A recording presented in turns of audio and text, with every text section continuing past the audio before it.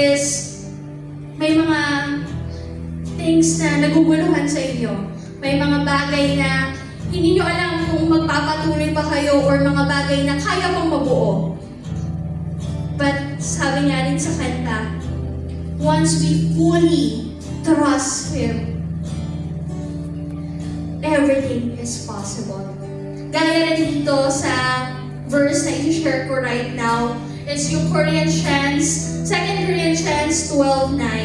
But He said to me, my grace is sufficient for you, for my power is made perfect in weakness. Maybe right now you have feelings, maybe right now you are in pain, you are broken. And there is nothing else na makakahil yan. But one thing is certain, that His grace, Jesus' grace, love and mercy and compassion for us is enough.